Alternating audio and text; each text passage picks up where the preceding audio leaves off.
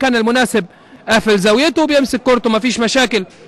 كريم ذكري الكابتن والقائد والكابيتان واللي عامل هجمه سريعه وخطيره وتصويبه وهدف اول. تصويبه وهدف اول. كريم ذكري يضع بينيه جميله تمر في اتجاه الغاني. ايمانويل استلم ووسع لنفسه وتصويبه بمنتهى القوه بالقدم اليمنى عشان تشهد الدقيقه 9 من الشوط الاول ومن بدايه اللقاء هدف التقدم للنادي المصري عن طريق الغاني الافريقي اللاعب ايمانويل. ادي على طول احتفال على طريقته الخاصه ايمانويل، وحكم اللقاء محمد علي شطه بيرجعه كده الى منتصف ملعبه. تمريره كبينيه من كريم ذكري. ادي البينيه مرت من الديفنس بشكل غريب، الراجل توقع بشكل ممتاز، استلم وفات ووسع وبص وصوب واحرز وتقدم المصري. الهدف الاول بالتصويبه يمينيه في منتهى القوه من اللاعب ايمانويل، لكن البصه بتاعت ايمانويل هي الهدف. وادي الاحتفال على الطريقه الغانيه الخاصه. ومحمد سعيد شعراوي القادم الى النادي المصري من هذا الموسم من نادي حرس الحدود.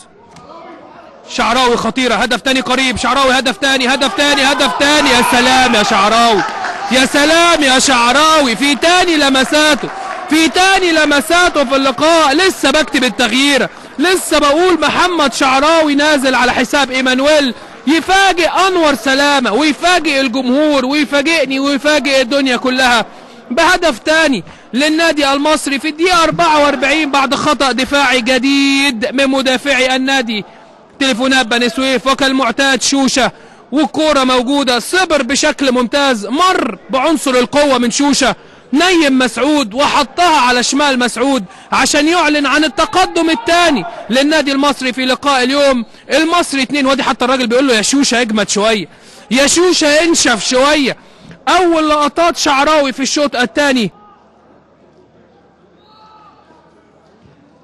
داخل منطقه الجزاء، خطيره الكوره، هدف هدف هدف هدف جميل. شوشه شوشه شوشه خلص، شوشه خلص، وشوشه عوض الخطأ الدفاعي بتاعه وعاد لتليفونات بني سويف من بعيد. سامح شوشه يعلن عن عودة تليفونات بني سويف إلى أجواء اللقاء في الدقيقة 7 من الشوط الثاني على طول ملعوبة وخطأ دفاعي ترتد أمام شوشه، تصويبة يسارية على شمال الحارس الشناوي. بعيد على القايم القريب، الشناوي طلع مسك الهوا. مش ممكن مش ممكن مش ممكن، مسك الهوا الشناوي، الشناوي مسك الهوا.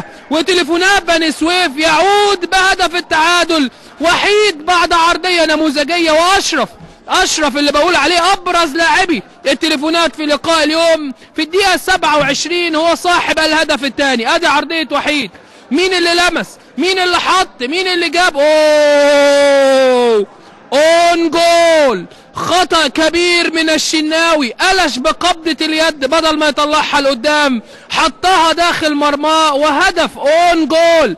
هدف في مرماه يحرزه الشناوي ويعلن عن عودة تليفونات بني سويف. عنده الفرقة بقى شكلها كويس. هجمة خطيرة، احمد اشرف عايز يمر، هيلعب عرضية على القايم البعيد، خطيرة. مش قلت لكم التالت جاي؟ مش قلت لكم لو استغلوها هيجيبوا التالت زي ما توقعت بالظبط، زي ما قلت بالظبط. يا سلام عليك ولد يا اشرف، يا سلام عليك لعيب كوره يا اشرف. عرضيه نموذجيه والدقيقه رقم 29 تشهد ظهور اللاعب البديل حسني فتحي. حسني فتحي بهدف ثالث للتليفونات في مباراة على طريقة الدوري الانجليزي. احبس الانفاس في هذا اللقاء، فاللقاء زاخر بالمتعة الكروية وزاخر بالمهارات التهديفية. قلت لكم مرحلة عدم تركيز من جانب النادي المصري. لو استمروا على هذه المرحلة 3-4 دقايق، لو تليفونات بني سويف عنده من المهارة وعنده من الخبرات ان هو يقدر يستغل. لهم فعلا خبطت في حد قبل ما تخرج. ضربة ركنية لصالح النادي المصري بالقدم اليسرى، بالقدم اليمنى حسام حسن على القايم القريب، تشتيت من الديفنس، فرصة تهديفية. بقول لكم فرصة تهديفية، بقول لكم فرصة تهديفية. وعاشور الأدهم، عاشور الأدهم يعود من بعيد للنادي المصري بهدف التعادل. 3 المصري، 3 تليفونات بني سويف. هدف في الدقيقة 41 من الشوط الثاني. أين تذهبين بنا أيتها المباراة؟ إلى أين تذهبين بنا أيتها المباراة؟ الهدف الثالث مباراة على الطريقة الإنجليزية، على طريقة الدوريات الأوروبية. عرضية جميلة من حسام، خطأ في التشتيت من الديفنس. عاشور مش متراقب، وعاشور عاشور عاشور هدف ثالث.